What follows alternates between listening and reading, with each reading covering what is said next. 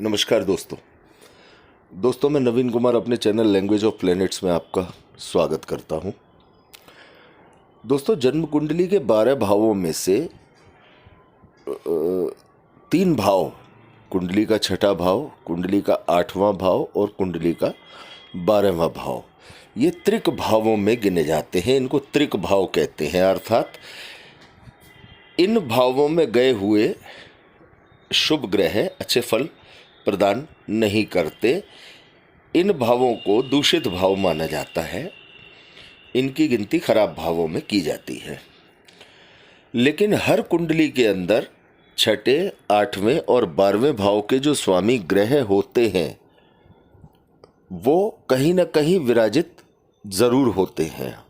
और मान्यता ये होती है कि यदि किसी शुभ स्थिति में यानी शुभ योग में अगर 6ठे, 8वें, 12वें भाव के स्वामी शामिल हो जाते हैं तो उस शुभ योग को भी डिस्टर्ब करने का काम करते हैं।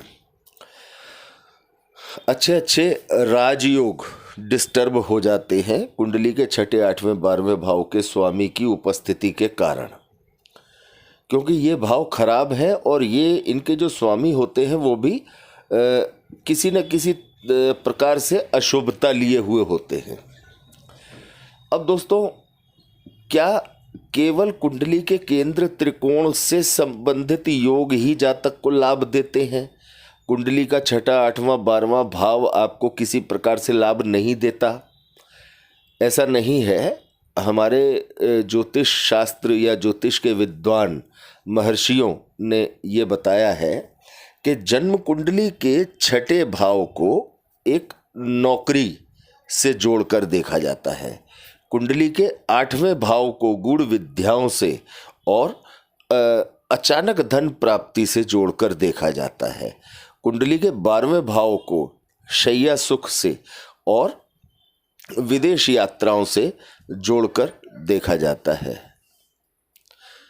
अब दोस्तों, इन भावों के स्वामी या ये भाव किस प्रकार से आपको योग बनकर एक शुभ परिणाम देने का काम करते हैं, इन तीनों सूत्रों का, इन तीनों योगों का उल्लेख हमें हमारे ज्योतिष के शास्त्रों में देखने को मिलता है।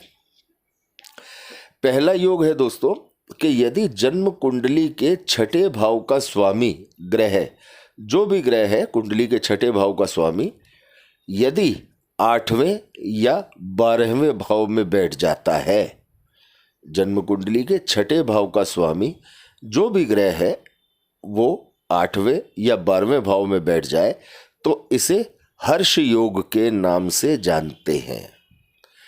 इस प्रकार का योग जातक को एक अच्छी और स्थायी नौकरी देने में या नौकरी के अच्छे लाभ देने में, जब भी जातक की कुंडली में ग्रह दशाएं उस ग्रह के मित्र ग्रह की चल रही होती है, उस दशा में और अच्छे नौकरी से संबंधित रिजल्ट देने का काम करता है हर्ष योग। इसके अलावा दूसरा योग है यदि जन्म कुंडली के 8म भाव का स्वामी, कुंडली के 8वें भाव का स्वामी कुंडली के 6ठे या कुंडली के 12वें भाव में बैठ जाए तो ये जातक को अचानक धन प्राप्ति का योग बनाता है। बहुत शानदार धन प्राप्ति का योग बनाता है यदि 8म भाव के स्वामी या 8म भाव के स्वामी के किसी मित्र ग्रह की दशा चल रही हो। इसी तरह से दोस्तों, यदि 8म भाव के स्वामी से संबंधित जो योग है इसे सरल योग के नाम से जानते हैं।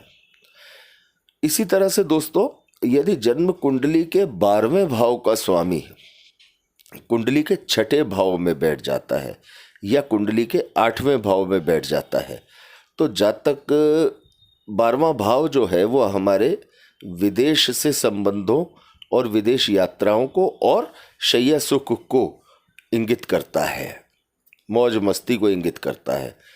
तो बड़ी मात्रा में देखा जाता है कि यदि 12वें भाव का स्वामी कुंडली के छठे भाव में या 8वें भाव में बैठ जाता है, ऐसा जातक बहुत मौज मस्ती करने वाला, शैया सुख को आसानी से प्राप्त कर लेने वाला और विदेश यात्राओं को बहुत आसानी से विदेश यात्राएं ऐसे जातक को मिलती देखी जाती हैं।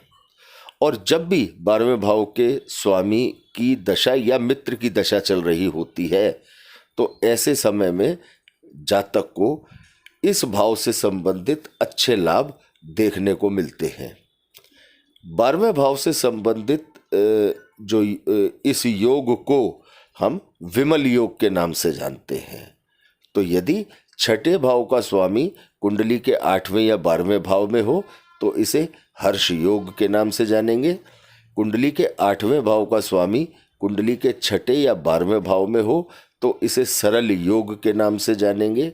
और कुंडली के 12वें भाव का स्वामी यदि कुंडली के छठे और 8वें भाव में हो तो इसे विमल योग के नाम से जानेंगे। यदि इस प्रकार का योग आपकी जन्म कुंडली में है तो समय और दशाओं के चलते, अनुकूल समय और अनुकूल दशाओं के चलते बहुत बेहतरीन परिणाम देने में सक्षम होता है।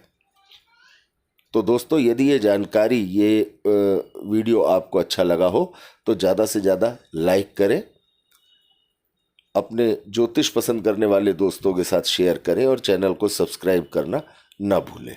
धन्यवाद दोस्तों।